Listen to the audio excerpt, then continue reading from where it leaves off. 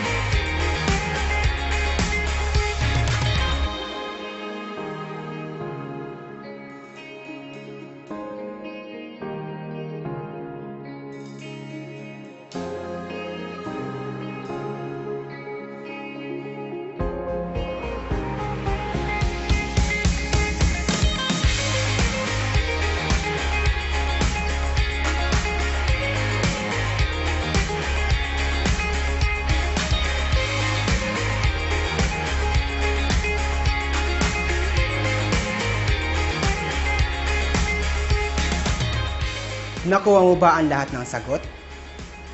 Magaling! Ngayon naman ay magbalik-aral tayo tungkol sa inyong nakaraang aralin. Panuto, isulat sa unahan ng bawat numero ang tama kung tama ang ipinapahayag at mali kung mali. Mayroon ka ng 10 segundo upang sagutin ang mga pahayag. Para sa unang bilang, iisa lamang ang himno na inaawit ng lahat ng lungsod at bayan sa NCR. Ano ang iyong sagot? Tama ba? Tama! Maaari mo bang basahin at sagutin ang ikalawang bilang?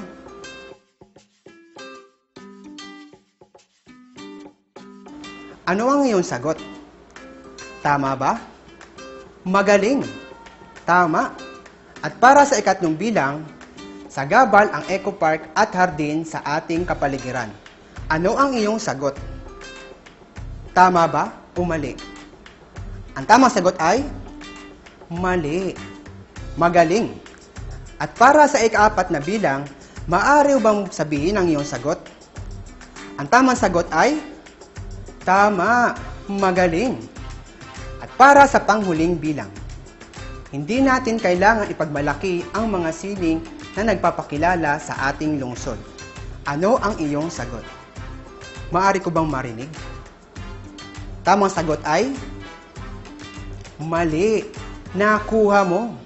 Magaling. At ngayon naman ay dumako na tayo sa ating aralin sa araw na ito. Pero bago tayo magsimula, maaari ko ba kayong tanungin?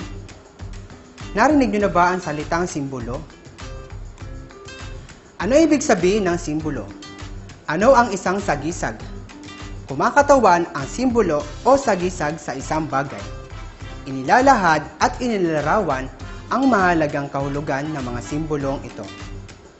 Bawat lungsod o munisipalidad ay may seal o sagisag. May pangalan ng lungsod ang sagisag o seal. Karaniwang hugis bilog ang mga ito. May mga larawan pa ito na may kahulugan. Iba-iba pa ang mga kulay ng bawat sagisag. Narito ang ilang sagisag ng lungsod at munisipalidad sa NCR. Pansinin ng mabuti.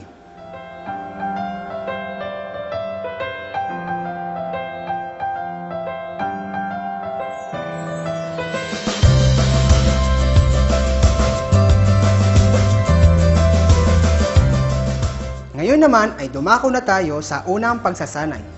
Panuto. Tukuyin kung sil ng anong lungsod o bayan makikita ang mga sumusunod na larawan. Piliin ang iyong sagot sa loob ng kahon.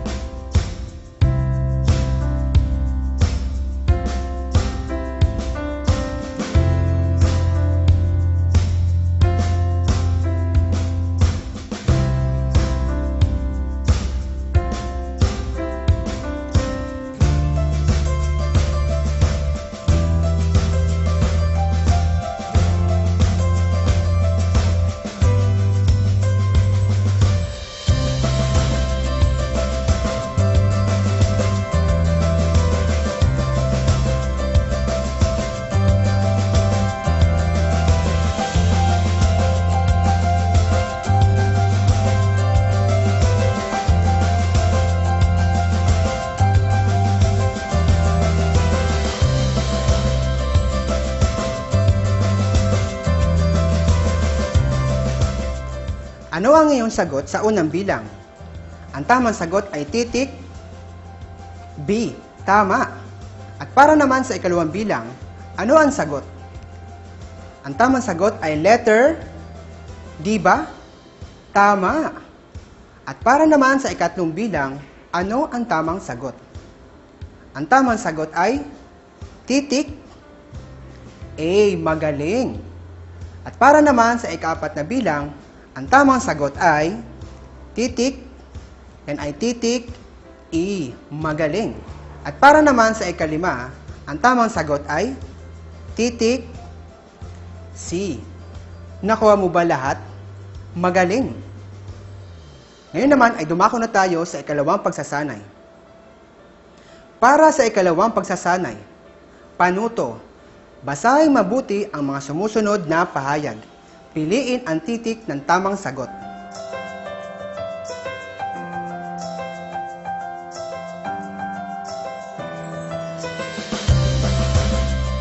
At para sa unang bilang, ang tamang sagot ay titik C. Magaling. Para sa ikalawang bilang, ang sil na ito ay may 6 na bituin. Ang tamang sagot ay titik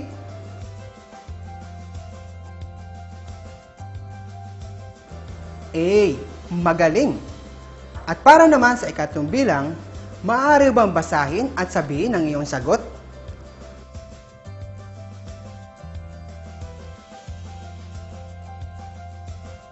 Ang tamang sagot sa ikatlong bilang ay titik B. Magaling. At para naman sa ikaapat na bilang, 1573 ang nakasulat sa sil ng lungsod na ito. Ano ang iyong sagot?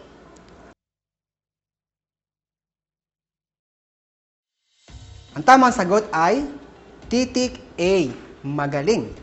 At para sa panghuling bilang, ano ang tamang sagot?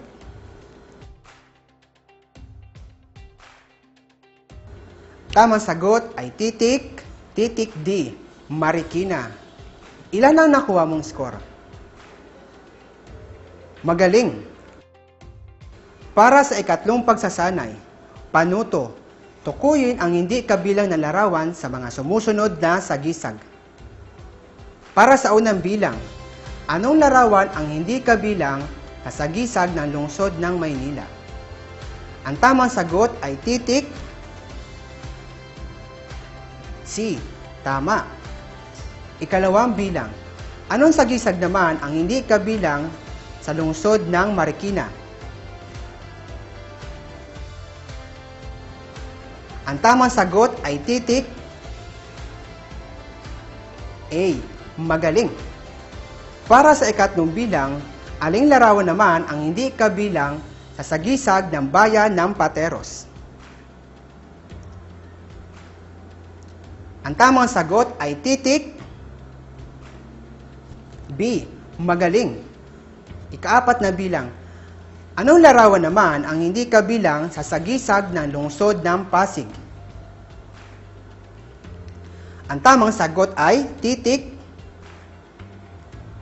A. Magaling. At para sa ikalimang bilang, aling larawan naman ang hindi kabilang sa sagisag ng lungsod ng Makati? Ang tamang sagot ay titik C. Magaling. Ngayon naman ay dumako na tayo sa paglalahat. Panuto. Basahin ang mga sumusunod na pahayag. Isulat ang tama kung tama ang ipinapahayag at mali kung mali.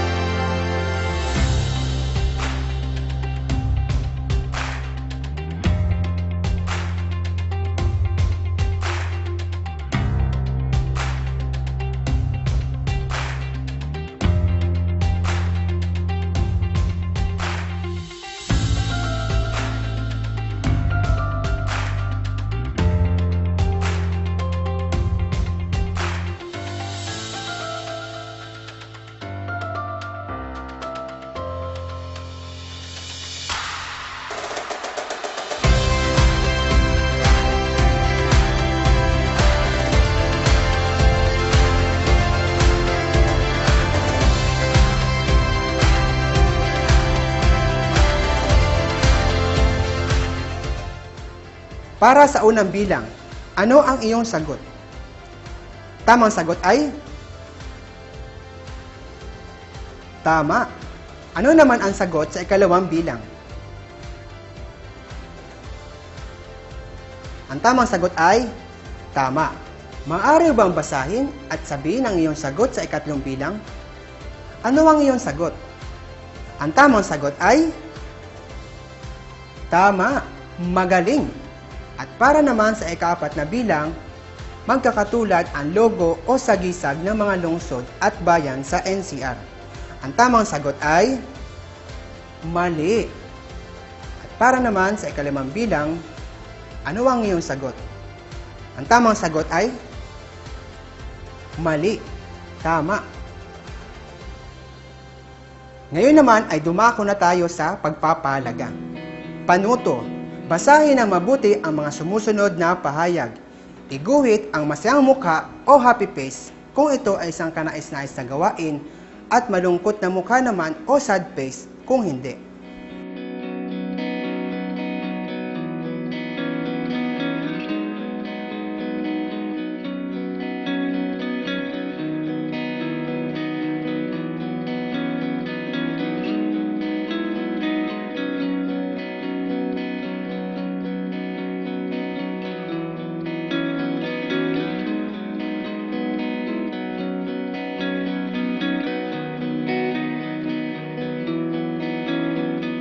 Ano ang iyong sagot sa unang bilang? Ang tamang sagot ay happy face. Tama. Ano naman ang sagot sa ikalawang bilang? Ang tamang sagot ay sad face. Tama. Ngayon naman, ano ang iyong sagot sa ikatlong bilang? Ang tamang sagot ay happy face. Tama. At para naman sa ikaapat na bilang, isasawalang bahala ko ang sagisag ng aking lungsod. Ang tamang sagot ay tama, sad face. At ang sagot naman sa ikalimang bilang ay happy face. Tama! Ngayon naman ay dumako na tayo para sa ating panapos na pagsusulit. Panuto.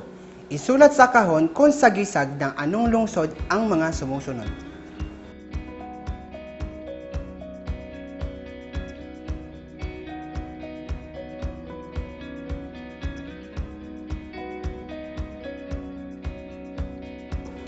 Narito ang mga sagot para sa panapos na pagsusulit. Tingnan mo nga kung tama ang iyong sagot.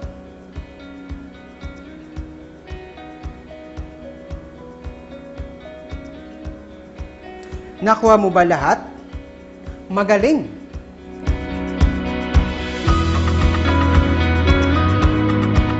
At dyan nagtatapos ang ating aralin sa araw na ito. Sana ay natuto ka sa ating aralin ngayon. Hanggang sa muli, paalam!